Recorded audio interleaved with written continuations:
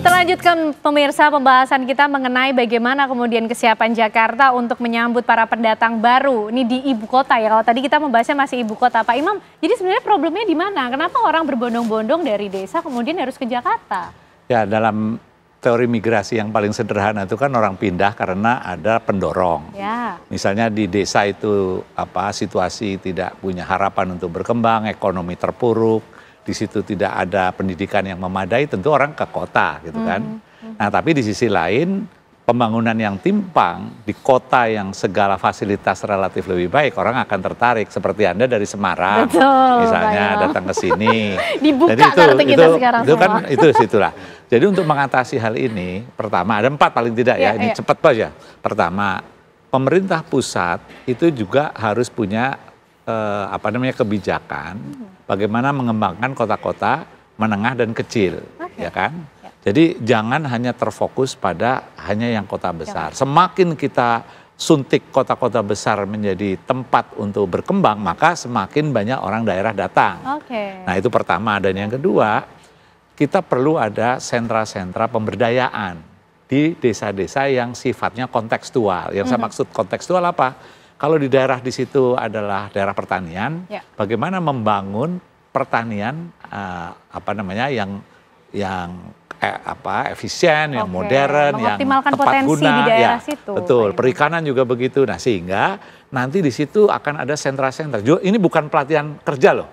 Ini lebih ke arah empowerment, pemberdayaan masyarakat di situ yang berbasis pada masyarakat. Nah, yang ngajar siapa? Bukan orang-orang dari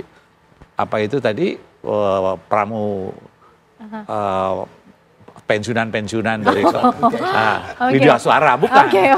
Yang ngajar itu adalah champion-champion. Jadi para perintis inovatif ya di bidang peternakan, pertanian, kerajinan, itu banyak anak-anak muda yang keren-keren. Itulah yang di data ya, dan kemudian mereka diminta untuk menjadi pendamping, bukan pelatihan yang pakai jampel-jampel itu loh, jam pelajaran cuma 4 bulan. Yang terakhir, kalau itu nanti setiap desa ya, pilih aja dulu ya untuk prioritas piloting tempat-tempat yang menjadi pengirim migran paling banyak. Ya, di situ dikasih alternatif sumber penghidupan ya dari masyarakat setempat. Orang buat apa pergi ke Jakarta yang harus, apalagi dari kalangan yang tidak punya skill memadai, pekerjaan juga belum tetap, dia harus tinggal di pinggir rel kereta, dia itu juga nggak suka sebetulnya melakukan itu. Cuma problemnya nggak ada alternatif. Nah, beda kalau migrasi politisi ya, politisi kan ke Jakarta paling nggak udah ada uang ada proyeksinya nih gimana tuh. Nah, jadi keikhlasan yang harus ditumbuhkan adalah seberapa jauh nanti teman-teman dari DPRD ya bergabung dengan Pak Pramono ya untuk membuat peta tadi, pemetaan mana daerah pengirim yang paling utama, kemudian memetakan champion-championnya supaya bisa jadi pendamping ya. Terus kemudian nanti ada sentra-sentra pemberdayaan di daerah pengirim. Nah, kita dari kampus, saya dari kampus misalnya juga akan turun ikut membantu mengeroyok supaya ini menjadi semacam sentra-sentra pemberdayaan di wilayah-wilayah sekitar Jakarta. Baik itu Jawa Barat, Jawa Tengah, Jawa Timur. Pembangunan akan merata dan memajukan kesejahteraan umum sebagaimana diamanahkan oleh konstitusi akan jauh lebih bisa terrealisasi. Oke, baik, menarik ini Bang Joni. Kalau saya tidak salah ini juga sempat ada slogan Jakarta Kota Kolaborasi. Artinya kolaborasi itu dibutuhkan loh. Gimana nih Bang Joni? Dan memang sebenarnya harus seperti itu. Jakarta nggak boleh hidup sendiri, memikirkan diri sendiri. Dia harus bisa bekerja sama dengan wilayah lain. Karena kalau dia memikirkan diri sendiri, maka nanti sesuatu itu akan menjadi beban dia juga. Jadi apa yang kita katakan tadi, yang dikatakan Mas Imam tadi, sangat setuju juga ya. Ini harus kami dari DPRD juga harus bisa merespon ini dengan baik. Itu ketika kita pembahasan anggaran. Kita tunggu tanggal mainnya. Berapa lama waktu kira-kira Bang Joni? Karena ini sudah menjadi PR setiap tahun begitu Pak Imam, nampaknya setiap lebaran problemnya ini. Pembahasan anggaran itu kan di bulan-bulan Agustus nanti. Saya namanya Imam. Berkomunikasi Pak Imam. Kalau nanti Bang Joni itu bisa membuat anggaran yang sangat-sangat berkeadilan, saya jadi makmum. Itu ditunggu berarti Bang Joni ya. Saya ikut. Makmum juga ya. Siap. Oke, kita tunggu berarti ya. Kita juga akan sampaikanlah kepada eksekutif juga ya, supaya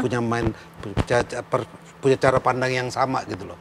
Bahwa Jakarta ini nggak bisa lagi diselesaikan dengan cara-cara biasa, cara-cara yang dulu-dulu, karena ternyata itu kan tidak berhasil. Betul. Kita harus berangkat. Dan melanggar HAM loh. Melanggar HAM lagi.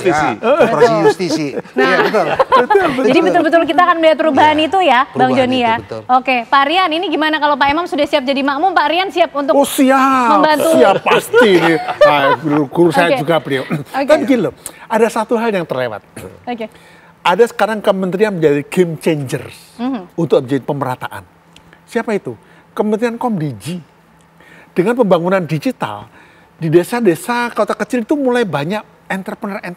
Saya punya tim digital, itu nggak kerja di Jakarta.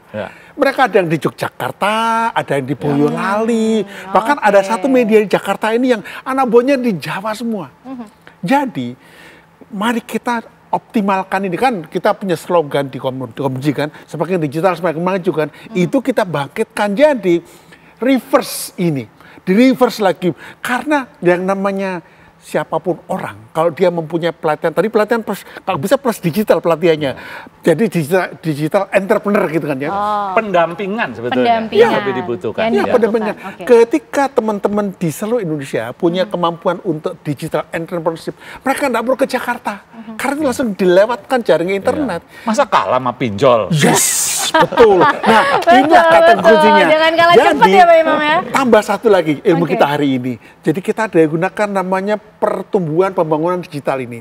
Dan kita melihat fakta yang sekarang. Kenapa tadi kenapa semakin berkurang ke Jakarta? Karena mikir, saya kerja di Boyolali bisa kok. Saya di Solo bisa kok. Saya you work from anywhere kalau kata anak sekarang. Memang cocok. Jadi dengan demikian kita bangkitkan lagi. Plus nanti sebagai makmum juga saya siap untuk bagaimana mendampingi supaya nanti digitalnya pun cocokkan dengan daerah itu juga. Jadi kantor TV One bisa di Semarang. Nah, bisa. Memang sudah kita lakukan Pak. Ada biro-biro ya untuk bisa memberdayakan masyarakat di daerah sana begitu ya. Terima kasih Bapak-bapak semuanya. Kita tunggu nanti bagaimana kolaborasi yang terjadi juga ya Bang Joni. Pemetaan tentunya dilakukan oleh Pemprov DKI dan juga kesiapan untuk melakukan pendampingan, baik bagaimana berkolaborasi dengan daerah-daerah lain begitu kan, sehingga juga Jakarta semakin maju juga dan daerah-daerah juga ikut maju. Terima kasih Bapak-bapak semuanya untuk diskusi yang luar biasa malam hari ini, Pak Rian, Pak Imam dan juga Bang Joni. Dan